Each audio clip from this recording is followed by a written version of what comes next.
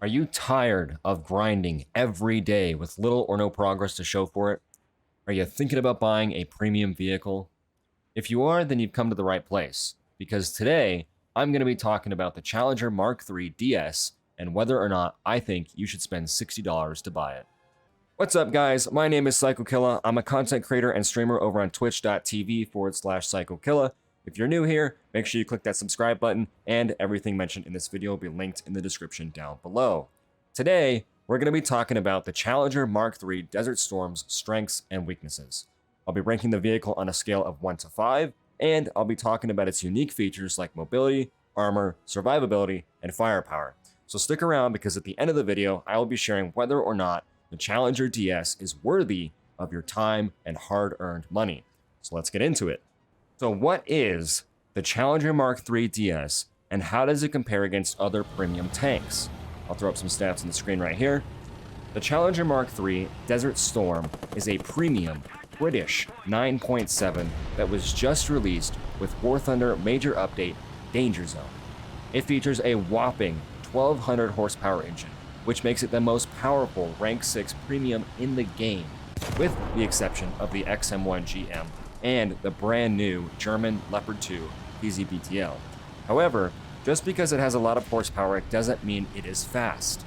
The Challenger DS weighs about 10 tons more than any of the other comparable Rank 6 premium vehicles. The added weight makes it very sluggish. Despite being rather sluggish, the Challenger DS does bolster a top speed of 61 kilometers per hour and a reverse speed of 41 kilometers per hour in realistic battles. The armor design is decent, with large sloping angles and composite armor on the turret, giving it a huge advantage in either a hold down or long range position. The upper plate also has a fair amount of composite armor.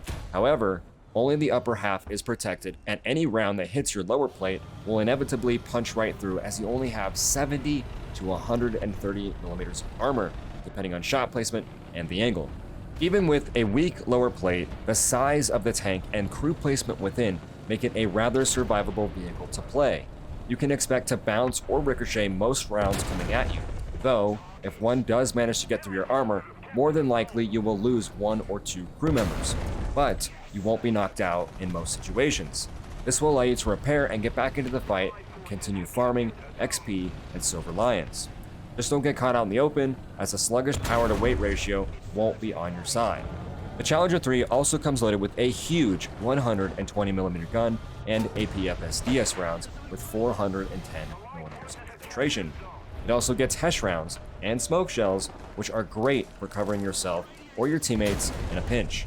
The gun has a little longer than a 6-second reload with an untrained crew. The reload speed allows you to compete with some of the Russian, German, and American tanks of similar battle rating, as most of those tanks average a reload speed of roughly 7 seconds. The gunner also gets thermal sights and decent optics that allow you to see downrange, but they're nothing to write home about. So now that we've talked about the features of the Challenger DS, let's rate its characteristics and playstyle on a scale of 1 to 5. Let me know in the comments down below if you think I rated this vehicle correctly. Let's start with mobility. I give mobility a 3.5 out of 5.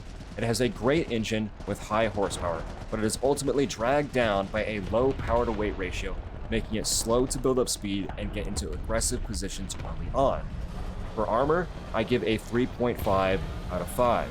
The lower plate is the biggest weakness of this tank, and you would be wise to hide it at all costs. Be careful when crossing cover, as any round to the side or front will likely immobilize you, leaving you stranded and exposed. But thanks to survivability, I give this a 4 out of 5. If you play the Challenger the way that it was built to be played, you will live a very long and productive life in a match. And even if you don't play it the right way, chances are you can still eat a round or two and keep chugging along. But if you want to play it your way, just know your commander probably won't be there to see it. When it comes to firepower, I give this a 4 out of 5 as well. The only reason I'm giving this a 4 and not a 3.5 is for 2 reasons. The reload speed is number 1, and the fact that it has a 120mm gun and not a 105mm gun. The reload speed allows for you to keep putting rounds down range, and the 120mm gun allows you to do it effectively. The biggest flaw here is that you only get 4 rounds in your first stage ammo rack. Overall, I rate this tank a 3.75 out of 5, which is 75%. This tank was not built like the last tank we reviewed. This tank will not do well in a brawl, and it will not do well in a race to the flag. The Challenger DS shines in a combat support role. To play this tank effectively, you need to be holding angles for your team and making wide flanks after your team has already secured a foothold in a position. So to answer your question about whether you should buy the Challenger DS, I will say this. It's 50-50. Yes and no. If you can play the tank to its strong suit, providing cover, playing cleanup, holding angles, and being one of the last guys to the fight, I really think that you would enjoy this tank. But if that playstyle isn't for you, then I would say no.